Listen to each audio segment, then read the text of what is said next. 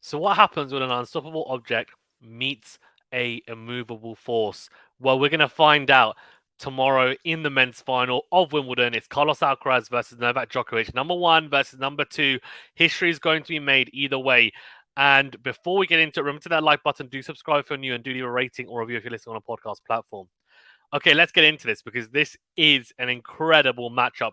The replay of the Roland Garros semi-final from just about a month ago. And of course, Djokovic came out on top in 4 sets in that match. Alcaraz struggled with some cramping, some mental, let's say, issues in terms of being able to handle the occasion.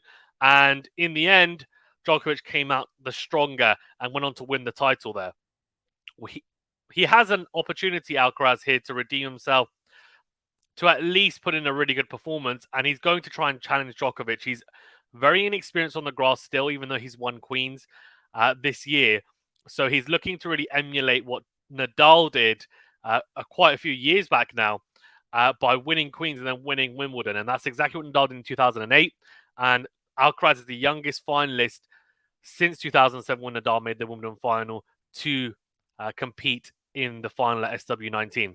But Novak Djokovic has some incredible records, as always, when he's now in finals of Grand Slams. Well, finals at least of slams, of Masters 1000 tournaments. There's just records being broken left, right, and center. And there's another, not just chance, but chances for him to break more. For one, it would be his 24th Grand Slam title, of course. He's already atop of the leaderboard when it comes to men's Grand Slam titles at 23. Nadal on 22, Federer's on 20. It doesn't look like anyone's going to be catching him anytime soon, and he's looking to extend his lead at the top.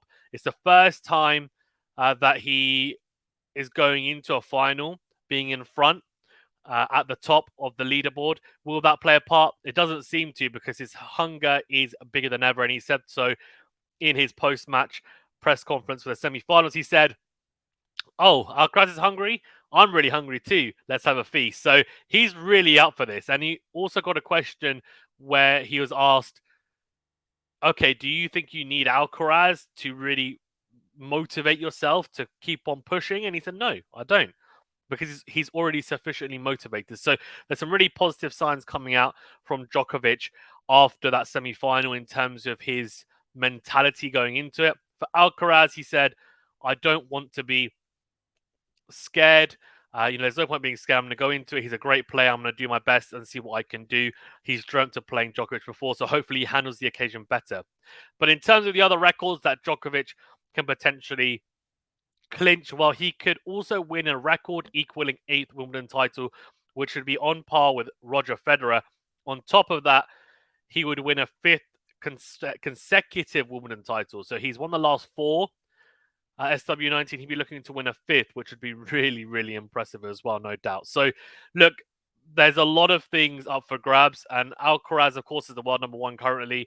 That seems to have been seesawing between himself and Djokovic, and he's looking to win a second Grand Slam title, of course, and his first at Wimbledon, and also looking to get a first Grand Slam victory over Djokovic. And Djokovic, by the way, has never lost a final at Wimbledon. This is his 9th final at Wimbledon. He's never lost a final. Now, I said never lost a final, but never lost a final since the Andy Murray loss, of course. Andy Murray winning in 2013. Since that time, he hasn't lost a final at Wimbledon. So that's absolutely incredible. Absolutely incredible. So he's only lost the one final to Andy Murray. The other 7, of course, he won, which is why he's got 7 titles. And now he's going to a 9th final. So, look, it's just incredible in terms of his record on the grass at Wimbledon. And Alcaraz has his work cut out for him. So, let's break this down very quickly. We're going to go through, as always, the route to the final. Then we're going to talk about the head-to-head. Then we're going to break it down strategically and tactically. And ultimately, I'll give you guys my prediction, because I'm pretty sure that's why you're here. So, very briefly, let's go through the route to Muller and Shardy with the first 2 rounds, or Shardy and Muller for Alcaraz. Good straight set victories. He was tested by Jarry and Berrettini, 2 big serving, big hitting players, but won in 4 sets. An impressive victory over Holger Rune, a fellow 20-year-old. 3 tight sets, but came through nicely. Rune, of course, a real fighter, but Alcaraz a bit too strong. I think his game is a little bit more suited to the grass as well. And then against Medvedev, he systematically broke Medvedev down once again. And I know a lot of people thought that Medvedev might learn from that Indian Wells loss and he would potentially not only take a set or two, but even win. I wasn't of the same thinking. Medvedev's a really good player, but on grass, and I think also just the matchup between himself and Alcaraz, it's not a good matchup for the Russian. So it turned out to be a pretty similar rerun of that Indian Wells final. And Alcaraz came out in straight sets. Medvedev had his chances and had some moments where he broke back, etc. Some, went toe to toe with Alcaraz in spurts and periods of that match, but it just wasn't enough. For Djokovic, he's had a pretty hard route as well. Beat Kashin and Thompson and Wawrinka all in straight sets in the first 2 rounds. Hikachi was pushed by big time. The 2 first sets even were tiebreakers. So the first 2 sets were tiebreakers, and Hikachi had set points at 6-3 in that first tiebreaker, didn't take them. Djokovic has won the last 15 tiebreakers, if I'm not mistaken, which is incredible, by the way. We'll talk about that in a bit as well. And Djokovic also then beat Rublev in 4 sets after Rublev took the first set. And against Jannik Sinner, who also had chances. I mean, he had multiple break points in that first set, including not just in one game, but he had break points in 2 of Djokovic's service games, including the opening Djokovic service game. He didn't take either of them. Djokovic then broke Sinner after he failed to capitalize on break points, and he went on to win that set. The second set, Djokovic played better, no doubt, but the third set was tight, and Sinner actually was up in the tiebreaker 4-2, if I'm not mistaken, and then went on to lose it. So, you know what? Djokovic is managing tie breaks well, and he's playing better in the bigger moments, or at least he's not faltering in those big moments. He's managing to stay solid, and he really does go into lockdown mode. And the problem is these players, they're not coming up clutch in those moments. And Djokovic in some moments is, and in other moments, as I said, he's just staying super solid. So there's barely any unforced errors coming from his side of the court when it comes to tiebreakers and also really important points. The head-to-head, well, we know that both matches were played on clay. Last year in Madrid, Alcaraz won in 3 sets. What a match that was. And then, of course, the French Open, which, to be fair, the first 2 sets, phenomenal tennis on display. It's going to be a very different story, I think, in all honesty, though, on grass. Yes, there is going to be some similar passages of play that we saw at the French Open in Madrid last year as well. There are going to be some similarities, but I don't think we're going to see a huge amount in terms of, we're not going to see massive long rallies, I don't think. I also don't think we're going to see both players hugging the baseline for huge periods of time. I think we're going to see a bit more aggression from both. And in saying that, it was a pretty aggressive match anyway. We're also going to see more slices, especially from the backhand side. Bigger serving, shorter points. So it's going to be interesting. Okay, so then how does this play out then tactically? Because we started touching upon it, I guess. Well, first of all, I think we've noted about the mental side, and that's really important. I think Djokovic is going to be super strong when it comes to the mental aspect and being clutch in the big points. And that's going to be really important because we can talk all we want about tactics and strategics, but if it's a close match and it's competitive, it's going to come down to who manages the big points better. And Djokovic has been a master at doing that throughout his career. Alcaraz needs to be able to match that. And that also then comes with him not being tense and feeling the pressure, given that he's playing Djokovic again, and he struggled last time they played with handling the pressure and nerves, and then also being his first Wimbledon final. I think the crowd will actually be on his side because the crowd antagonized him in the Sinner match, and then he also gave a bit back. Clearly, there's something going on there. He kind of pretends to cry. I love it when Djokovic gets in with the crowd. I think it's great. He just gets into it, and he doesn't mind. He really does not mind having the crowd against him. There's some moments, I think, where I think generally speaking, he does like the crowd to be on his side.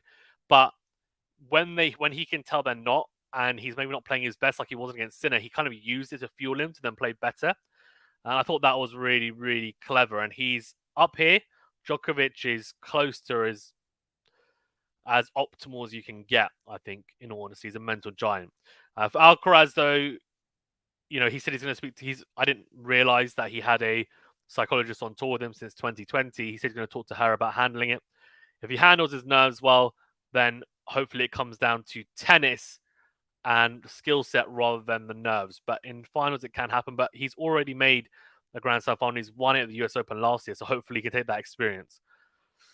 Right, okay, let's then try and do this in a very condensed and concise manner. So, tactically and strategically, how does this play out? So, there's a few things to watch out for. The kick serve of Alcaraz is something that he utilized a lot against Djokovic in Madrid and also at Roland Garros with varied success. I think he'll utilize that as well. Sinner had some success against Djokovic, especially with the second serve kick serve anyway. I can't see Alcaraz using it a huge amount on first serve because unlike Medvedev even, Djokovic is not going to stand way behind the baseline for the first serve return. He's going to try and hug the baseline as much as possible, take it early. So I think Alcaraz is going to have to be a bit more creative, and he's going to have to hit slice serves out wide, try and drag him out that way, or go flat out wide from the ad side, hit those T serves, hit his spots. The first serve percentage needs to be higher. He's definitely bulked up his serve. We've seen it.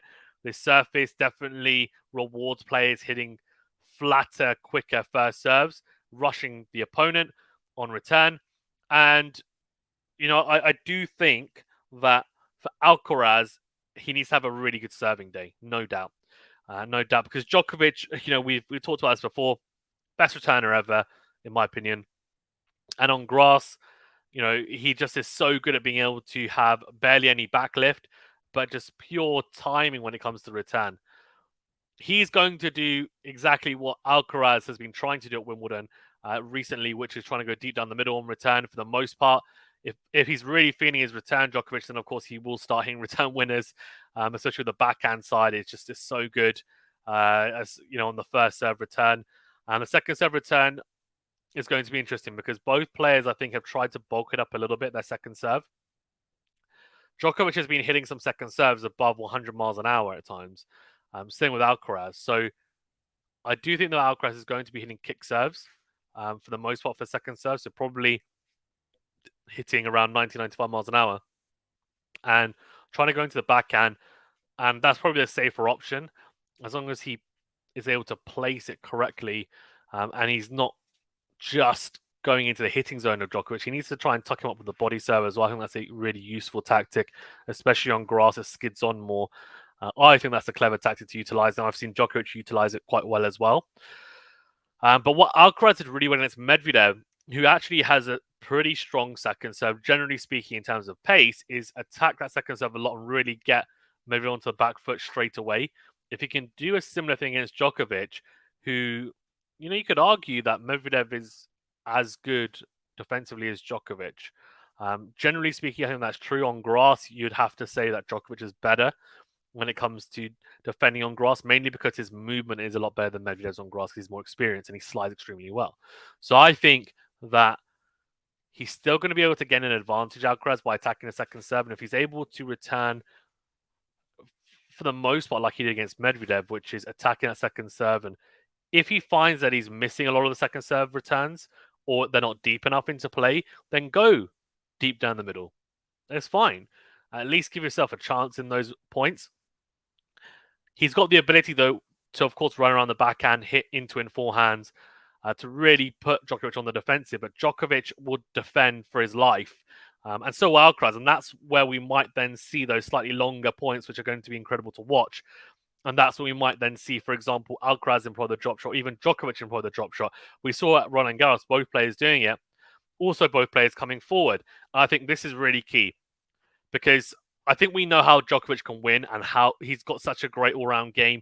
He's amazing. We'll try and see if we can touch upon that. But what we really need to talk about is Alcaraz and how does he win this? He needs to come forward. It's really crucial. We saw Hurkacz do that against Djokovic, and he had success.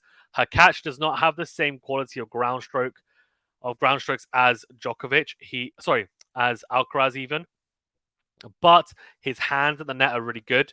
He's got good volleys and he transitions well. Alcaraz also has good volleys and transitions well. I'm not quite sure whether he volleys as well as her catch, but his drop volley is definitely as good as her catches. And he's more athletic at the net. And I think he can defend the net better, in my opinion, anyway, from what I've seen. Although her catch is very, very good. But what he should be able to do is come in behind more quality, which means he doesn't need to have to scamper and hit some as many crazy volleys at really awkward positions. So he needs to come forward. When Sinner came forward, he had quite a bit of success against Djokovic as well. He should have done it more. Whether that's a serve volley as a tactic, and that shouldn't be the predominant tactic that he utilizes, but it should be a tactic that he looks to utilize definitely as a variation, or the serve plus one volley coming forward, or even in moments when he can see that, okay, I've got a slightly shorter ball or I'm actually on the offensive here, come forward, utilize your athleticism, your transition game, your hands, try and shorten the points. The longer he gets into rallies with Djokovic on grass, the harder it's going to be for him to try and break him down, the more frustrated he's going to get, the bigger he's going to try and go, the more mistakes he's going to make. That's how I see it. So I think for Alcaraz, it's really, really important that he comes forward. He tries to volley. He should be volleying. His thoughts should be, how do I move forward? How do I move forward? Because behind the baseline, he is going to struggle. He's going to struggle massively trying to defend against Djokovic, who barely ever misses. His shot tolerance is through the roof for the most part, Djokovic. And Alcaraz, it was able to match Medvedev and quite a bit when it comes to shot tolerance, but Medvedev's ground strokes aren't as harmful, you would say, as Djokovic. Djokovic can hit through the court more with the backhand and the forehand. He finds really good angles. And especially with the backhand line, I feel like that's a real shot that he'll try and hurt Alcaraz with, especially with Alcaraz trying to run around the backhand at times. He knows that Alcaraz is going to leave a bit open there. So Alcaraz tends to defend that side okay. But Djokovic might try and trap him in a backhand to backhand and going slice to slice as well, where Alcaraz has improved his slice by playing more grass court tennis. He's even approaching with this backhand slice, which is good. I'm intrigued to see how that holds up against Djokovic, the backhand slice, because Djokovic's slice is very good. And also, when they get into that ad court exchange, who comes out on top? Because Djokovic is arguably the best player I've ever seen to manage that ad court exchange. And he's probably the best player I've seen in terms of ability in those positions. Honestly, he really is. In terms of returning, is what I think Alcaraz needs to make a lot of returns. A lot of that, of course, that will come down to how well Djokovic serves, because his serve is so good nowadays. He wins a lot of 3 points on returnables, aces, serve plus one and two. It just is very tough, but Alcaraz has the athleticism. He needs to be able to get an early read on Djokovic's serve and then try to not stand super far back as well. I think it's important that he tries to take the ball early. And as I said, deep down in the middle, attack the second serve, come forward when he can. It's really, really, really important for me. Honestly, it really is. And I think it's the only way, because I don't think he's going to be able to outmaneuver Djokovic from the back of the court like that. I think he needs to play more aggressive tennis, more attacking tennis that's calculated to beat Djokovic. I don't think you can outdo Djokovic from the baseline.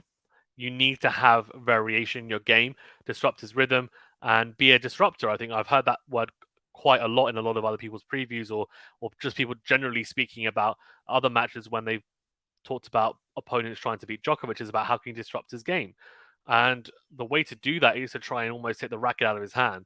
And Alcaraz has the ability to do that. He has the offensive game to do that. He needs to tap into that. He's going to make some errors, no doubt, but he needs to try and stay on the offensive.